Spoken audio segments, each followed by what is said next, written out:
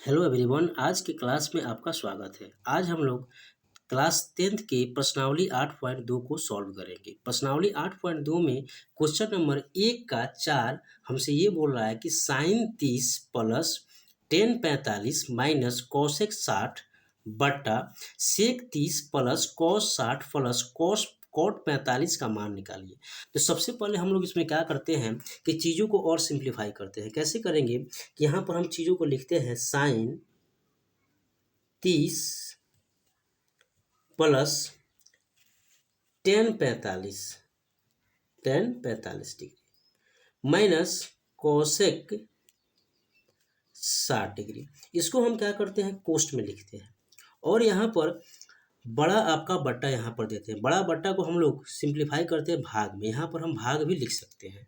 कैसे? फिर अब कोष्ट के अंदर हम लोग कैसे करेंगे, सेक 30 यहाँ पर लिखेंगे sec 30 degree plus cos 60 degree plus cot 45 degree.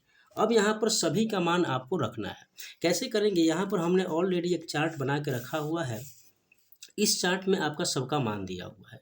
तो यहाँ पर सबसे पहले ये बोला है कि आपको साइन 30 का मान, तो यहाँ पर हम देख लेंगे साइन 30 का मान कितना है। साइन यहाँ पर है और 30 का मान कितना हो जाएगा, 1/2। तो यहाँ पर लिख देंगे साइन 30 का मान होगा 1/2। फिर प्लस टेन 45 का मान होता है 1। यहाँ पर ऑलरेडी आपका 1 दिया होता है, हम लोग क्या लिखेंगे, यहाँ पर 1 लिख देंगे। फिर माइनस कोसेक 60 डिग्री पूछा है, तो कोसेक 60 डिग्री का मान यहाँ पर है 2/√3। तो यहाँ पर लिख देंगे 2/√3। फिर आपका हम लोग क्या कर देंगे, कोष्ट को बंद कर देंगे। फिर इधर वाला पार्ट क्या बोल रहा है कि भागा है, यहाँ पर तो ले देंगे ऐसे भागा। फिर पूछा आपसे सेक 30, तो यहाँ पे ऑलरेडी आपका सेक दिया हुआ है। सेक 30 का मान होता है 2/√3।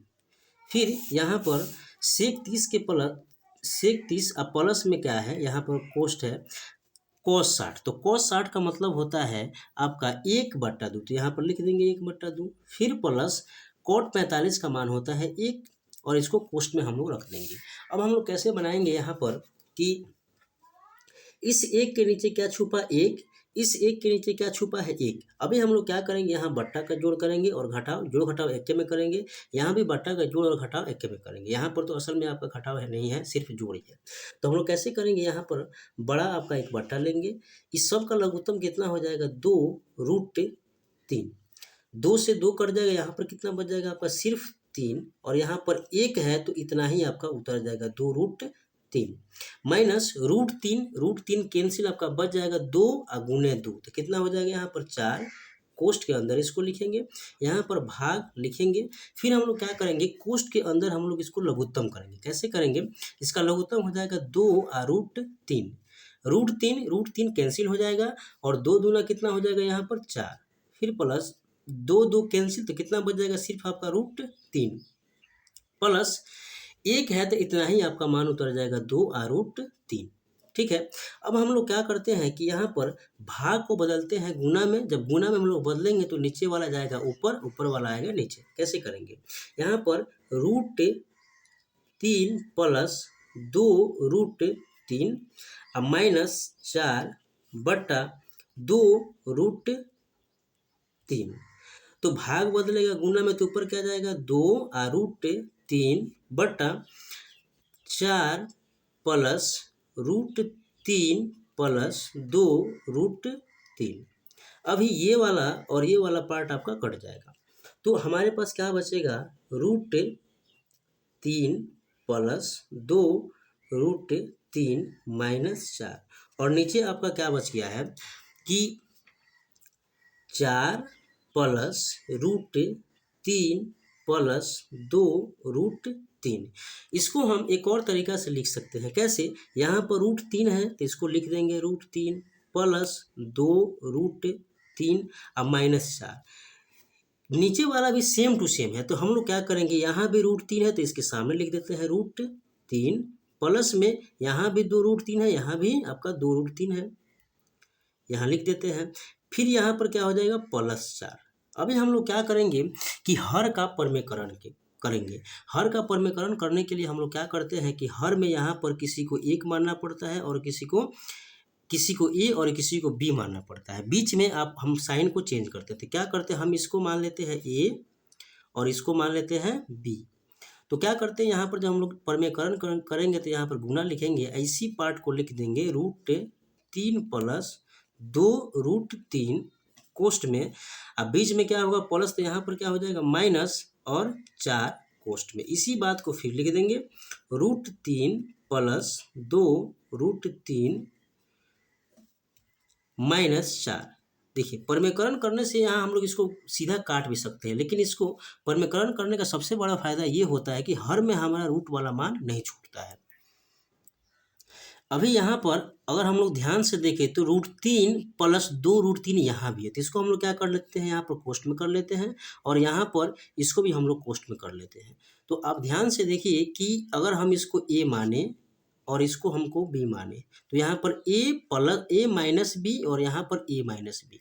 तो हम यहाँ पर क्या लिख सकते हैं कि √3 प्लस 2√3 और इसको हमने ए माना था तो इसको ऐसे ही छोड़ देते हैं, ठीक है।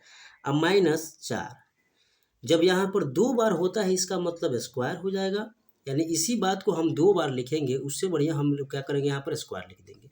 फिर नीचे आपका बन गया है कि a plus B into A minus B, यहाँ पर a और यहाँ पर b।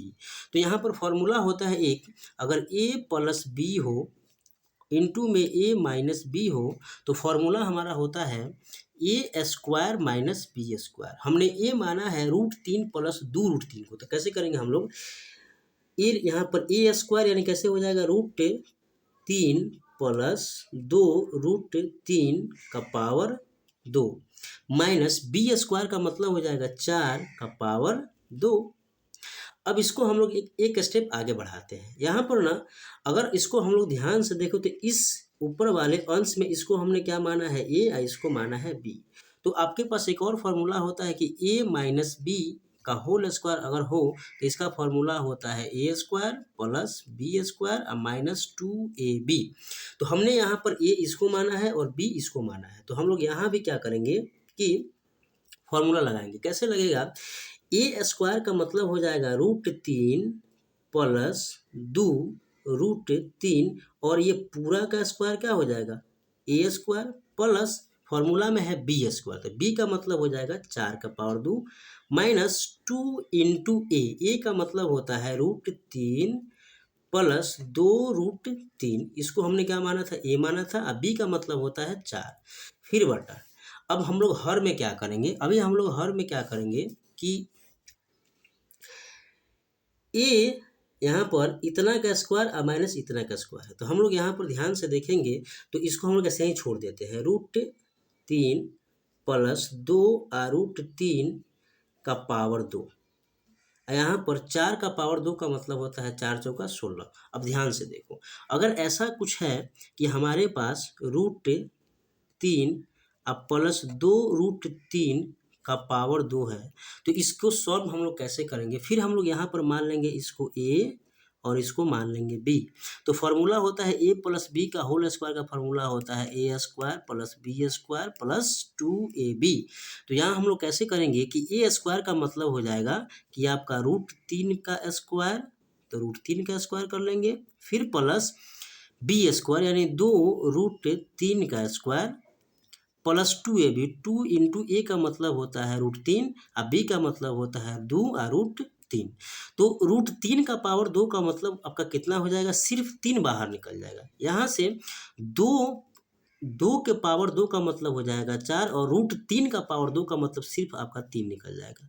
यहाँ से 2 दूना 4, 2 दूना 4 और √3 क्या हो जाएगा कैंसिल, यानी आपका बच जाएगा सिर्फ 3। तो इसका मान हो जाएगा 3 प्लस 4 तिहाई, यहाँ गुना है तो 4 तिहाई कितना हो जाएगा 12, यहाँ पर 4 तिहाई 12, ठीक है। तो अभी हमारे पास कितना हो गया 12 12 24, 24 3 कितना हो जाएगा 27। तो यहाँ पे इसको जोड़ने के बाद हमको कितना मिल जाएगा 12 12 24 और 3 कितना हो जाएगा 27। अब इसी बात को हम क्या करते हैं कि यहाँ पर इसके जगह पर इतना बड़ा नहीं करके इतना सीधा हम लोग मान लिख लेते हैं 27। तो यहाँ पर इस चीज़ का मान हमारा कितना है 27 प्लस 4 × कितना हो जाएगा 16, नीचे बड़ा आपका बटा ऑलरेडी है। और यहाँ पर क्या हो जाएगा 4×2 8, बीच में माइनस है 4×2 8। कोष्ट में आपका है √3 प्लस 2√3। अगर हम √3 को आम मानते हैं तो यहाँ पर 1 आम और यहाँ पर 2 आम, कितना हो जाएगा 3 आम। तो यहाँ पर लिख सकते हैं कि कोष्ट के अंदर ही 3 √3।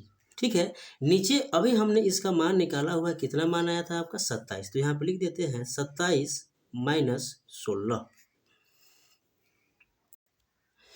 अब हम लोग क्या करेंगे, इसको जोड़ेंगे। 6 7 13 ऊपर चला आएगा, 6 7 13 और 2 1 3 1 4 43 और माइनस 8 3 24 √3 और बट्टा, जब इसमें से हम लोग हटाएंगे तो कितना हो जाएगा आपका 11। ये आपका हो जाएगा आपका कंप्लीट आंसर।